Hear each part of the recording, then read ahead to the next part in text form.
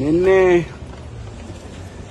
ಹೈಕಮಾಂಡ್ನವರು ಮಾನ್ಯ ಮುಖ್ಯಮಂತ್ರಿಗಳನ್ನ ಕರೆದಿದ್ರು. ಅವರು ಸುಮಾರು 4 ಗಂಟೆಗಳ ಕಾಲ ಅಲ್ಲಿ ನಮ್ಮ ಎಐಸಿಸಿ ಕಚೇರಿ ಕೇಂದ್ರ ಕಚೇರಿಯಲ್ಲಿ ನಮ್ಮ ಹೈಕಮಾಂಡ್ನವ್ರನ್ನ ಭೇಟಿ ಮಾಡಿದ್ರು. ಅಧ್ಯಕ್ಷರು, ಪ್ರಧಾನ ಕಾರ್ಯದರ್ಶಿಗಳು, ರಾಹುಲ್ ಗಾಂಧಿಯವರು ಇವನ್ನೆಲ್ಲರನ್ನೂ ಕೂಡ ಭೇಟಿ ಮಾಡಿದ್ರು. ಒಳಗಡೆ ಏನು ಚರ್ಚೆ ಆಗಿದೆ ಅನ್ನೋದು ನಮ್ಗೆ ಯಾರಿಗೂ ಕೂಡ ಗೊತ್ತಿಲ್ಲ.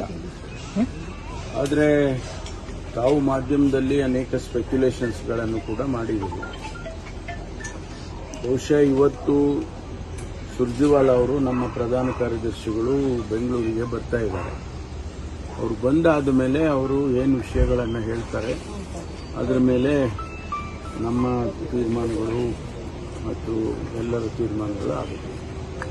ಸಿದ್ದರಾಮಯ್ಯನವರು ಒಪ್ಪಿಕೊಂಡಿದ್ದಾರೆ, ಸಮ್ಮತಿ ಕೊಟ್ಟಿದ್ದಾರೆ. ನಿನ್ನೆ ದಿವಸ ಮಾಧ್ಯಮದಲ್ಲಿ ಮಾನ್ಯ ನಮ್ಮ ಪ್ರಧಾನ ಕಾರ್ಯದರ್ಶಿಗಳು ಕೆ.ಸಿ. ವೇಣುಗೋಪಾಲ್ ಅವರು ಹೇಳಿದ್ದನ್ನು ನಾವು ಪ್ರಸಾರ ಮಾಡಿದ್ದೇವೆ.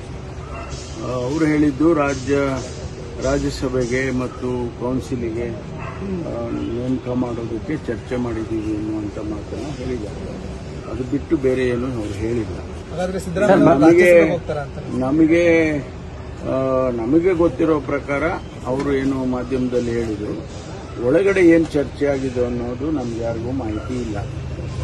ಅದರಿಂದ ಏನನ್ನು ಹೇಳಿದ್ರು ಕೂಡ ಅನಧಿಕೃತ ಆಗುತ್ತೆ. ಅದರಿಂದ ಅಧಿಕೃತವಾಗಿ ನಮ್ಮ ಪ್ರಧಾನ ಕಾರ್ಯದರ್ಶಿಗಳು ಬರ್ತಾರೆ.